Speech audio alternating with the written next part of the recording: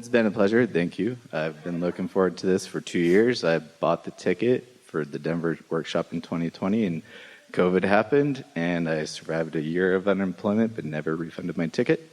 2 months ago, you guys emailed me, and I'm like, yes, I will totally take it. Yes. Been looking forward to this, so thank you. Thank you for being back in person. My question is I've been rough time in life growing up, lived in a very negative household with negative parents. Yeah. And good basis for launching lots of rockets, but yes. blah, blah, blah to that, right? Yeah, yes. I'm trying not to go back to it either. Yeah. So, and spending a lot of time at the lower end of the emotional scale. It's understandable. Yeah. So it's... Because most do respond to what's happening. Yeah. That's what we're here to talk about, how to not do that. Yeah. So trying to find myself not in a broken loop of where I have times and clarity, moments of, whoa, that was totally law of attraction, like I just was thinking about it, just releasing resistance when I think thought I'd never release the resistance, but now I'm starting to realize maybe I've inched my way up the emotional scale. So it's trying to stay away from that deep, dark desire of life is hard, don't like humans, why am I here? Here's a good way to approach all of this. And find the joy in life. Because everyone relates to this to some degree, yes? What a good way for us to begin this conversation today. Because you heard us say moments ago that you have a point of attraction. And what that means is what you think, and therefore how you feel, is what you are attracting. Now, it's interesting because through all of that hard time, even some that happens recently, you're asking for improvement, and your inner being is holding focus on that.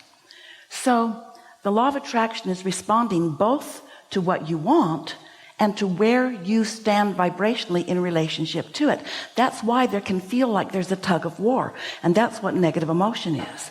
If you can stop that tug of war for a moment through meditation or some form of focus, or even by slumbering, it slows it way, way down, then you feel better because the tug of war softens. You don't feel the tension of it. So now we want to introduce into this important conversation your point of focus that goes like this.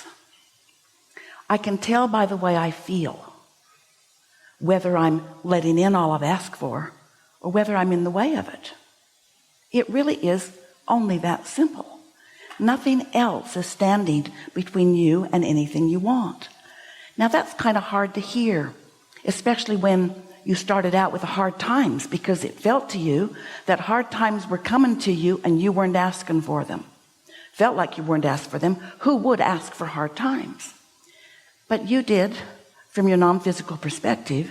You said, I'm a teacher. I can't teach what I don't know. And I'm going forth, as is everyone else that's going to planet Earth at this time. I'm going forth into a variety of contrast where we are all understanding, at least at the time that we're launching in, we're understanding that we create our own reality and that we have infinite choices, myriads of choices, and that there are going to be a whole lot of people surrounding us, billions you knew, who would be believing different things, wanting different things. Talk about a sort of chaotic environment. And you said, I want to get good at this early on. I don't want a feathered nest. I don't want everything lined up around me so that all I have to do is weakly, lazily, sloppily, just observe and feel good about what I'm observing. And even that gets old no matter how good it is.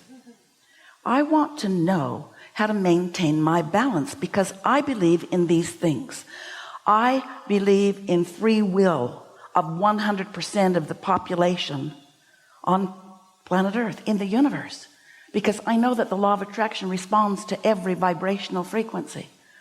And so rather than a feathered nest, I want to be really good at focusing, which means I'm going to have to hold my vibrational tone no matter what's going on around me.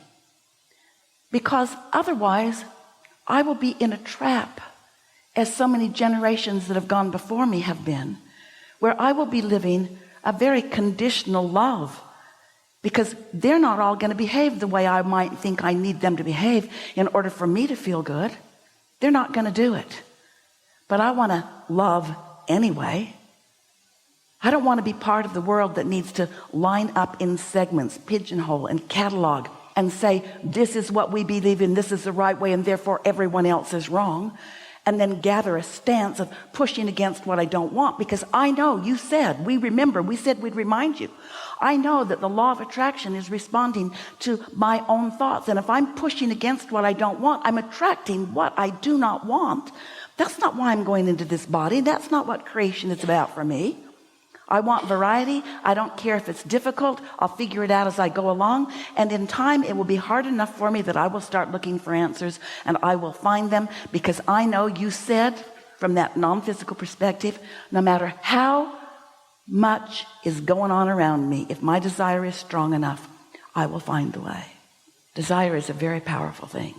And when you think about your inner being who's lined up there with you, who's focused with you, who's calling all cooperative components forth, when you ask, it is given. Someone should write a book. When you ask, it is given. The only question is, are you a cooperative component, or are you stuck on some thought that you've been thinking for a long time, trending on? Because so many, Esther talks about it with herself every day, want to be right about this. You live life and you gather lots of experiences and you have exposure to lots of things and you come to lots of opinions and you really believe that you're right. All of you do. Each one of you believe that you have the right perspective. You should have seen Esther and her daughter trying to decide where to place a piece of furniture the other day. It was really funny. Esther came this close to saying, "This is my house." Because Tracy has good ideas too. And one idea was really as good as the other, but this is my house.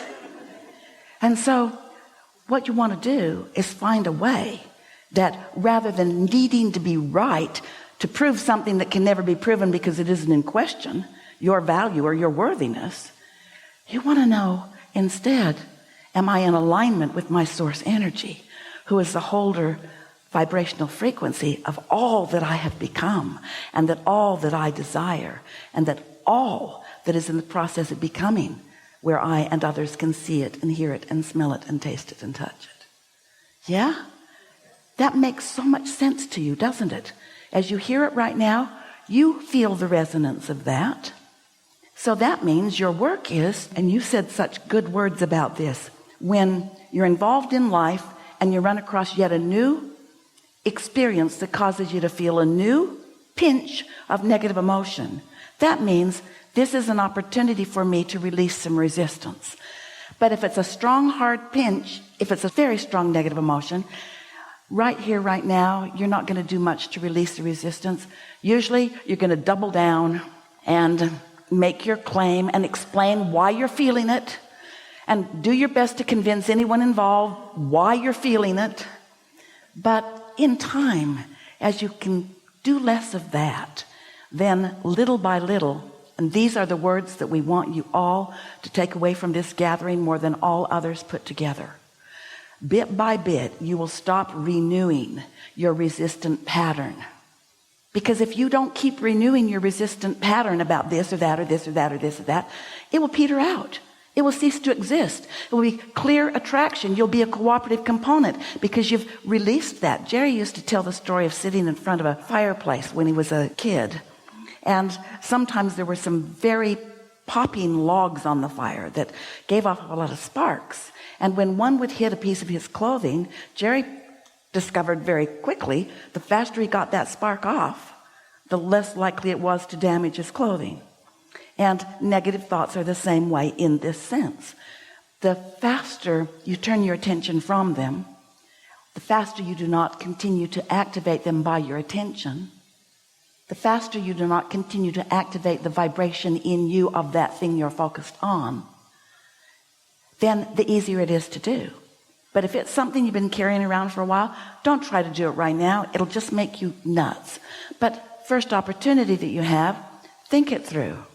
Think it through and just ask yourself, when you're not feeling the intensity of the negative emotion, really now, is this something that I want to continue to push against and continue to activate as a vibrational point of my attraction and continue to use as my current excuse to keep myself from this I want and this I want and this I want? Just reason with yourself when you feel better, and catch yourself when it's something light and easy to just, as Jesus said, turn the other cheek. Look at what you do want instead of at what you don't want. It's hard to turn the other cheek sometimes, though. Well, now we just gave you 18 minutes of the best work we have. I know. And you just did what almost everyone does. You stuck to where you are because vibrational patterns don't change instantly.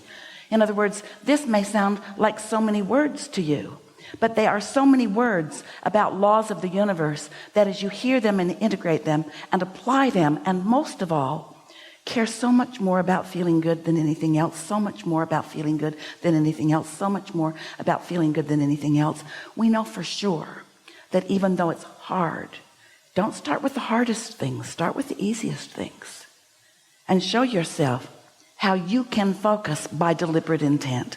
That's what a deliberate creator does. And that's why you chose the life you chose. You want to be a deliberate creator. You said, don't make it easy. I want to get this down good because I'm going to be a teacher in a world where so many people believe so many bogus things and have so many flawed premises that are keeping them from the magnificent lives that they want and deserve. I'm going to get this. I'm going to focus, and I don't need smooth sailing to focus. I can focus and focus and focus when it's easy, connect with my inner being until I know what that feels like.